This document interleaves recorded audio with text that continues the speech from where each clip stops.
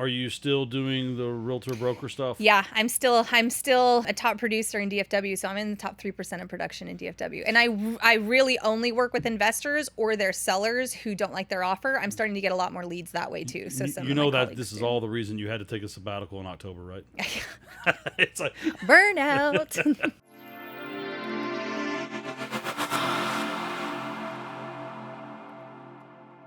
So you own Atlas Transaction Management Company? Yeah, Atlas Transaction Coordinator Services. Gotcha. Jesus. I know, it's Atlas TC Services. Or just Atlas? Just Atlas. Yeah, so I'm taking over that name. You own Atlas. Yes. You're also an active real estate investor. Yes. And not, you flip, right? But I know you do a lot of buy and hold. I only at this time buy and hold. If I get a deal from someone that's sight unseen and I walk in and I'm like, Lord have mercy, I might just sell it to just because I have too much on my plate. But a majority of it, I'm just slow and steady, buying, renovating, holding. And then are you still doing the realtor broker stuff? Yeah, I'm still a top producer in DFW, so I'm in the top 3% of production in DFW. And I really only work with investors or their sellers who don't like their offer. I'm starting to get a lot more leads that way too. So you know that this is all the reason you had to take a sabbatical in October, right? It's like burnout. Did you get burned It's out? real. Oh, I burned out. This is real. You hear about it and you think, because what happened was my COO had some health issues, probably from the stress. I almost killed my COO. She's fine. But I was in the process of redesigning a system for better operational flow and redesigning teams, because you break at a certain level, and I had to figure out how to get that systems and operations up so that the person can operate more efficiently. So not only were we going through an operational overhaul and I was designing a whole new CRM based off of my processes, she had to resign for health issues. And so I went back in for 2 weeks, got my team reorganized and retrained them on a system, and I was just burned out. I was like, oh, I forgot how hard this work is. So when you developing systems, are you still part of Harper and all them? I am actually, although I moved into a different program because I've worked with them for so many years that now I just hire them for fractional CSO services to guide me. So you're using those skills and then those knowledge to kind of, is that giving you your base template and then you build upon that? Yeah.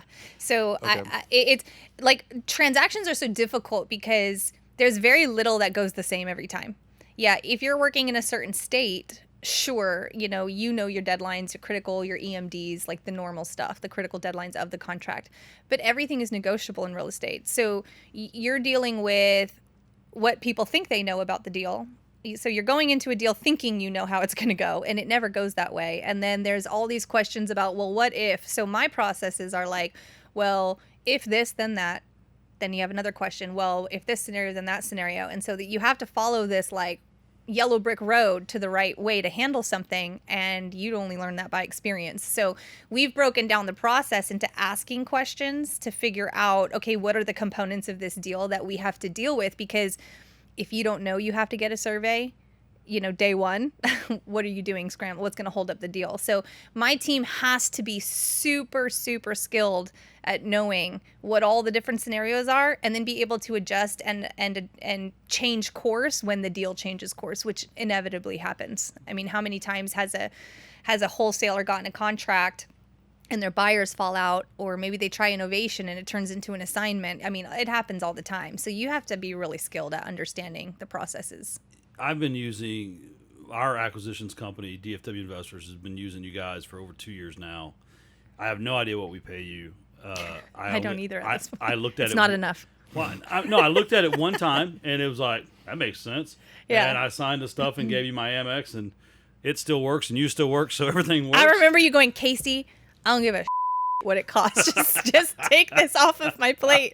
I was like my perfect client. But like one of your most ingenious parts of the product was I the last time I knew anything you charged, I got an email with something like, are you sure you want to keep this deal on hold? We charge $150 a month or something like that as a hold fee.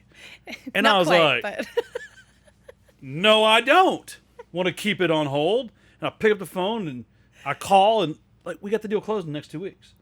But literally that thing of, we will keep doing our job, but you're going to have to start paying us monthly, Right. not on the transaction. Well, And I thought it was just genius. It well, kicked I me might into change gear. it to that. It's actually, to clarify, I started charging termination fees after my first year because I calculated that the termination rates for investors, it's just a part of business. But our goal is also to perfect that. Why are we terminating? So I didn't just accept that's part of the industry. So I lost $77,000 year one had I just charged a really small $150 fee. But then what I found people were doing was, well, putting it on hold. Now, if it's on hold, right, somebody's not cooperating, there's an issue, attorneys have to be involved, and we have to step out until it's back in play, or maybe they disappeared. There's all sorts of reasons. So we found everyone putting all these things on hold, and I was like, okay, so after a month, we treat it as a termination. Should it come back in, we're going to just go ahead and charge you. Should it come back into play, we'll credit that back.